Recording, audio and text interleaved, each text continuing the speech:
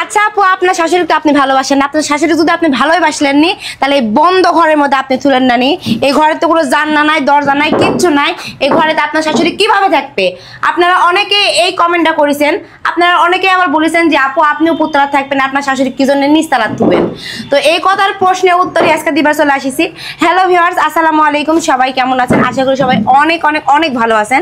তো এই বিষয়টাই আজকে ক্লিয়ার করব। আমার শাশুড়ি ঘরটা একবার দেখায় দিই আপনাদের।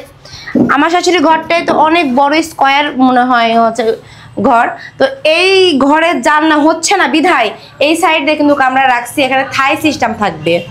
আর জানলা হচ্ছে এইটা জানলা, আর রান্নাঘরের ওই পারেও জানলা।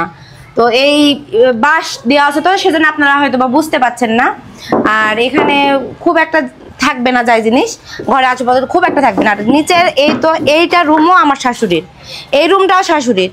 তো এই রুমের সাথে অ্যাটাচ বাথরুম থাকবে সিঁড়ির নিচে। তারপরে ওই সাইডে থাকবে বেলকনি, এই সাইডে থাকবে বেলকনি। তো এই সাইডে এটা কিন্তু গ্যারেজ। তো আমার শাশুড়ি কিন্তু দুইটা রুম, এটা গ্যারেজ, এটা রুম, ওটা বেলকনি, এটা সিঁড়ির নিচে একটা টয়লেট। যেখানে ইচ্ছা আমার শাশুড়ি সেখানেই থাকবে। আর আমি একটাই ছেলের বউ, আমি কি উপরতলা পুরোটাই নিয়ে থাকবো? আর শাশুড়িকে নিচে দেওয়ার একটাই কারণ, আমার শাশুড়ি এতগুলো সিঁড়ি ভেঙে উপরে উঠতে পারবে না, এটাই। আর যদি আমার শাশুড়ি একটু বৃদ্ধ হলো কিংবা তার শরীর খারাপ হলো, আমি কিন্তু উপরে তাকে নিয়ে আসবো, কারণ আমার উপরে দুইটা রুম হচ্ছে। আর আমার বাচ্চা একদম ছোট, তার প্রয়োজন নাই এখন ঘরের। তো আমরা প্রত্যেক দিন আমাদের প্ল্যান চেঞ্জ হয় যে আমরা কোন পারে ঘর নিব, কোন পারে থাকবো। কারণ আমরা এটা করবোই, কারণ আমার হচ্ছে এইটা ভাসুরের বাড়ি। আমাদের কিন্তু একটাই দেওয়াল, এই দেওয়াল হওয়ার জন্য কিন্তু এই পারে আমাদের জানলা থাকছে না।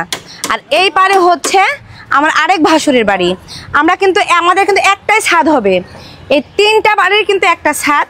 তো আর এই সাইডেও কিন্তু দেওয়াল, একটাই দেওয়াল, সেজন্য এই সাইডে একটাও রুম হচ্ছে না।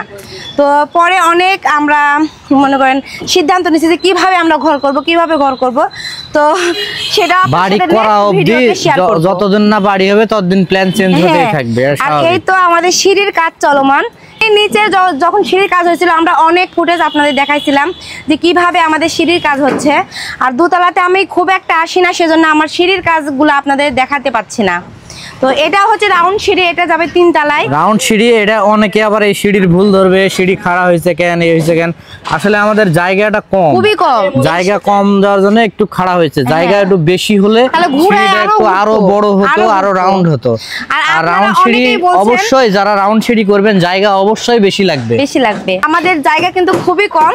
তারপরে আরো আপুরা কমেন্ট করছেন, আপু এই যে জমিটা যে আপনার বাড়ি করছেন, এই জমিটা কতটুকু জায়গা সতর? এটা হচ্ছে লম্বায় তোমার 20 ফিট, হ্যাঁ, আর পাতাল এই দিকে তোমার হলো 19 ফিট, 2.5 ডেসিমেল। তাহলে